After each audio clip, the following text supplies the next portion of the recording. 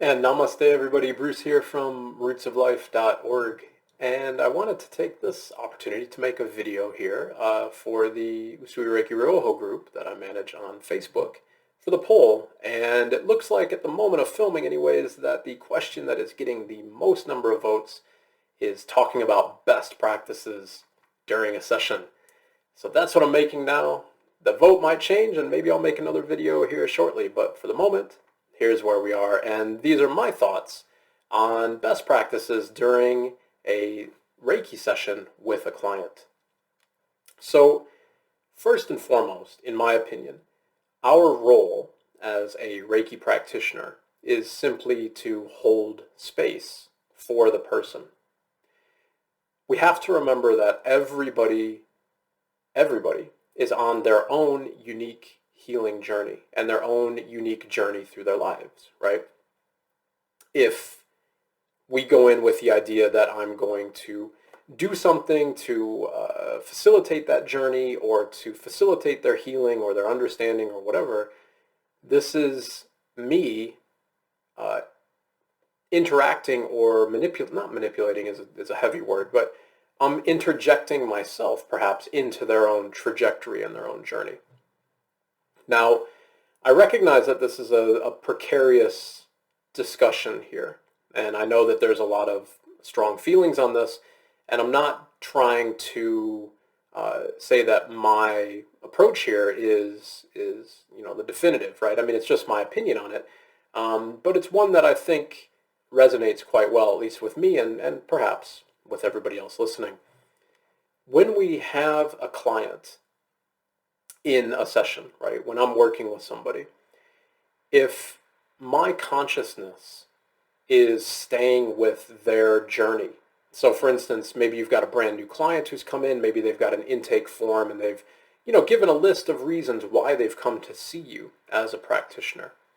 If I let those reasons stay in my consciousness, or stay in my mind, as it were, during the session, then I'm not free. I'm not cultivating a quiet space internally, right? And by not cultivating a quiet space, how can I then reflexively hold a quiet space for the client? When we are sitting in the practice or the flow of Reiki, of course, we are working to become as clean of a conduit as possible, right?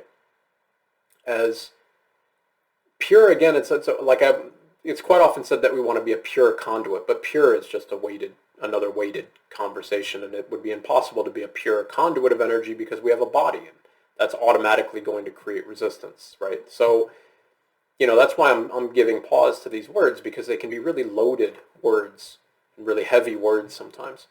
But still, nonetheless, when I'm working with somebody, my desire and my aim as a practitioner is to simply sit and hold space. And so that means that hopefully my mind and my body are as quiet as possible. And to extend that further, and I would, offer this as a bit of advice to people who have maybe repeat clients, or if you have a client that is, really adept at their own kind of meditation practice or their ability to surrender and let go and so on. If you have somebody in this category, ask them if it would be okay if you just remain on one hand position, maybe just on the head or on the feet or whatever is comfortable for you. I find that if I'm doing that, working just on the head, and I'm seated in a chair like this so that I'm nice and comfortable, if I'm able to just sit here like this for 45 minutes without moving my hands, then that allows a space for both of us to go a little bit deeper, because it takes away the doing, right? It takes away the idea that I'm going to move to another hand position, travel down the body. It takes away even if it's subtle, it takes away the abruptness of the movement of my hands. So the person who's, in a deep space of relaxation on the table, hopefully, if my hands are on their head and I'm staying there, well, then I'm not moving. So there's no abrupt disconnect from the tactility of the hands on the body. even though that's very subtle. So for instance, if I move from the temples down to the shoulders, there's still a moment, even if it's just a split second, where they might be wondering, where is he moving next? Why is he moving? Did he sense something? And people who, I can speak very, very fully to this, or very honestly about this, because I used to suffer from a lot of health anxiety, okay? And when there would be a movement, I bet this resonates with some of you. When there would be a movement, I would immediately wonder, like, did they feel something? What are they doing? Why are they there? There would be a lot of fear that would come up. Now, that fear is something that obviously has to be released and has to be worked on. And by touching into that fear, of course, we are helping to relieve it and release, right? But what if in that session, this is almost a rhetorical statement here, but what if in that session, if the practitioner had just not moved their hands, then I might have been able to supersede the pocket of resistance and arrive on the other side of it, because there is such a level of depth and stillness that can be cultivated in that space. And as I'm saying this, I'm thinking back to Usui Sensei, right? And the stories that he would give his Reiki sessions, or he would hold sessions with people based on where they are. And I think that that's a really kind of good way to approach this, the best practices in a session. And I want to just clarify what I mean by that, at least what I've been taught. It would either be hands-on, hands-off, or just in seated meditation, right? It wasn't a discussion on, I'm going to analyze or discuss or interpret the session, because all of that is being interpreted by the mind, right? So if we think about best practices, and we think about best practices in Reiki, anytime that we engage the mind, then we're moving away from stillness and we're moving towards an ego or a conscious-driven discussion. And potentially, this is why this is a contentious topic, because that potentially could stymie the progress or redirect the progress of the individual, right? It could create more fear, more anxiety, more tension, more blockages. And a great example of this is this.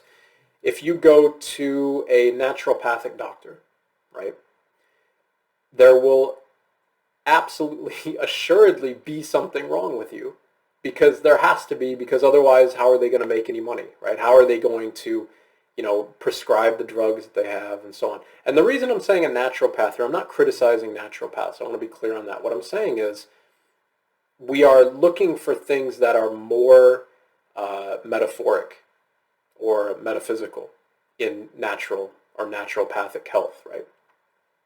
If you go to a doctor for specific problems, they're going to probably find the specific reason that specific problem is coming up. There's going to be a stronger correlation, as it were, in that space. But when we move away from that kind of really linear discussion and we get into things that are more ambiguous, well, then that's where things come up like candida or IBS or whatever, these things that are kind of catch-alls, right? That kind of like everybody has, but nobody really has, and so on. And that's what I mean by this. It's like when we're in that space, when you go to a naturopathic doctor, it's very easy to diagnose something like IBS or like candida or, like water retention if you go to a Chinese doctor, for instance. Because there's so many classic symptoms that are so malleable, right? That's much the same in a Reiki session. So when we are sitting with the person and when we're experiencing the session, right, if we can just experience it and flow with the experience, then we're not interacting and kind of interjecting our own beliefs or interpretations into their journey. And so they are just moving through what they need to release, right? And that in the end, like at its purest sense, that's the journey that we're all on. We all have to face what it is that we're trying to release, and we all have to release it by sitting with it, by staying with it, by existing with it, right? And to me, the function of a practitioner is to hold stillness hold kind of, like I'm looking at my hands, because it's like if you're sitting there in that space, and if my mind is as free from judgment and expectation and belief and story and narrative and so on as I can possibly be, then I'm more of a clean or more of a pure conduit of energy, right? Because there's less of my story getting in the way of the energy that's being exchanged. And so if my hands are on the person's head, for instance, and I'm as still and quiet as I can be, which some days is difficult. Like this is not a superhero discussion here. Like, we have to be honest with ourselves, right? But regardless, when we are in that space, then the energy that's coming out from my hands that you can feel from the heat, and maybe you can feel it from tingling, or you can feel my hand shaking or whatever, that energy is going to be more aligned to the neutrality of the universe because it is less aligned with my story. And because I'm holding somebody in that space, then that energy is going to help cultivate or help bring forward a similar neutrality in the person, right? And if we can cultivate that neutrality and that space and that stillness in that person, or we can help cultivate it anyways, then they're able to approach and hopefully witness and move through the thing that they're trying to heal with a similar degree of neutrality and stillness, so that they can arrive on the other side of that experience, right? So, I think primarily the best practice that we can do is to witness and to respect and recognize that kind of stillness within ourselves. In this kind of holistic healing world, and with Reiki and a lot of holistic wellness in particular, there are things that you can learn very, very quickly, and we can end up seeing people who might have the best intentions, but they don't necessarily have the training or the history or the practice to maintain neutrality.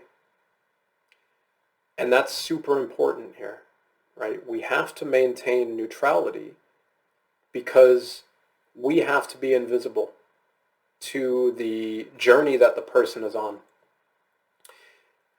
Sometimes when people ask me in my classes, when I'm teaching Reiki and I'm talking about this subject in particular, they'll say something like, well, what is your role then as a practitioner in a session? And I don't know metaphorically if this helps or whatever, but I kind of describe it like this. I hope that it can be as if I'm walking alongside of you with a blindfold on, with one hand supporting your back and maybe one hand holding your hand and walking with you. And what I'm trying to articulate with that metaphor is a level of support that hopefully is as detached as possible while remaining as supportive as possible. I think that's the kind of best practice that we can really shoot for, right? Now, why I'm saying that this is quite a contentious discussion is because there's a lot of opportunities for us to discuss things professionally as well. Like, what are you meant to do then when the person comes out of a session who's brand new to Reiki and they maybe see something like the color white, or like they hear a voice in the session? Maybe they've heard that for the first time. I think that if you then are not able to hold that space with neutrality, then they might actually shut the door on their journey, because they might be like, oh my God, it's scary, or it's, dark magic, what are like all these type of discussions. I've been exposed to too much, it's witchcraft or whatever. I've heard all of these things, and I don't believe in any of those. But what I do believe in, and obviously what is true, is fear. We fear the unknown. So if you have a client that has a really big experience and they are exposed to the unknown, perhaps for the first time, mind you, and we're not there to support them in that, then they might close the door. So while my primary thought on best practice is to remain as neutral as possible in the session, my secondary thought on best practice is holding the post-session discussion with as much objectivity and factual natures of your discussion as possible, right? So helping people understand without giving your interpretation, or helping people connect the dots on their own right. And so what I mean is something like this. If somebody comes to me and they might say like, wow, I never expected what just happened. I saw this crazy intense beam of white light as if it was going down my spine.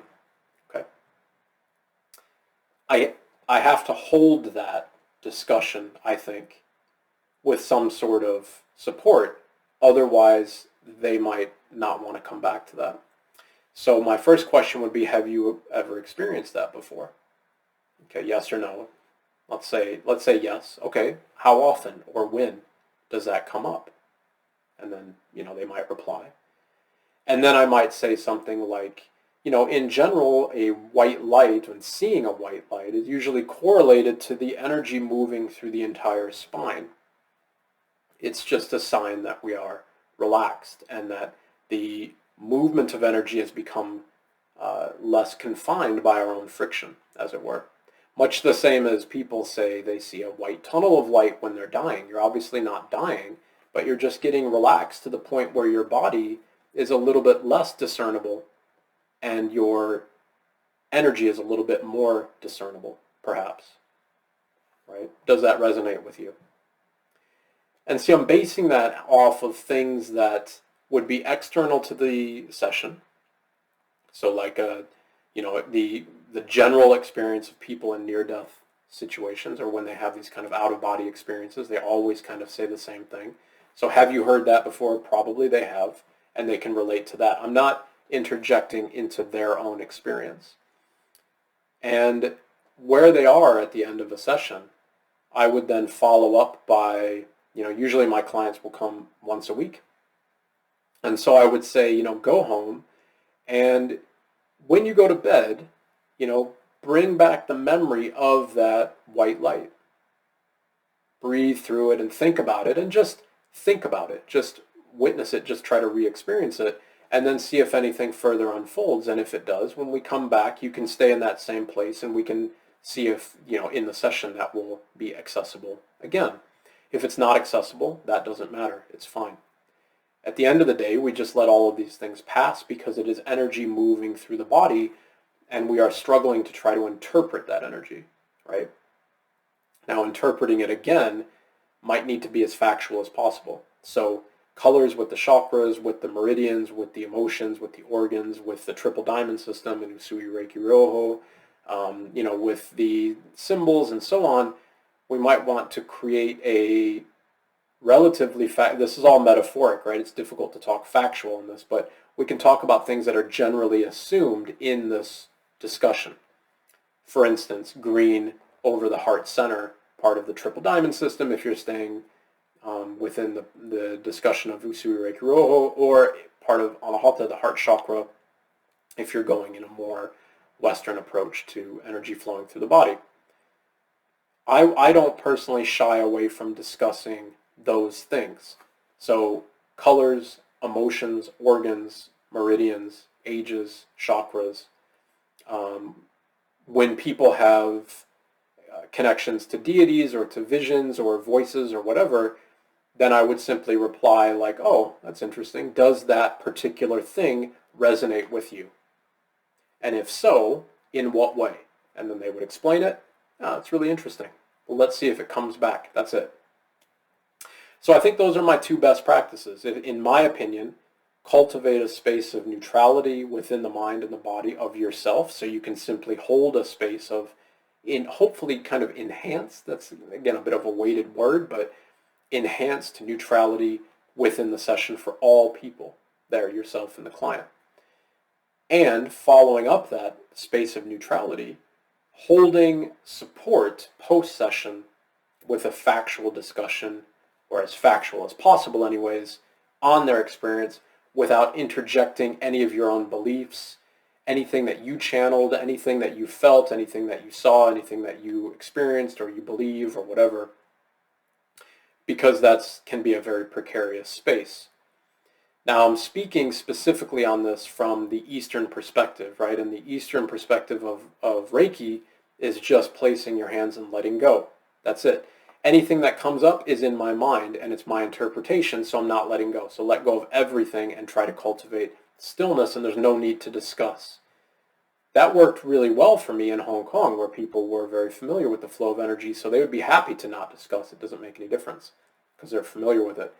But when there's people who are less familiar with this space and want more of a story, or more of an understanding, as it were, not a story, but an understanding of the experience, we still need to hold them and support them so that they understand where they're going, right? Because you can't let go if you're doubting what you've just experienced, because we're afraid of the unknown. So I think those are my two kind of comments on my best practice. I would really love to know what you think. And let's get a conversation going. So either put the conversation questions to me and to the group here in the chat under the video, or as well here on YouTube. And as always, everybody, thank you so much. In Gassho to all of you. Be well and namaste.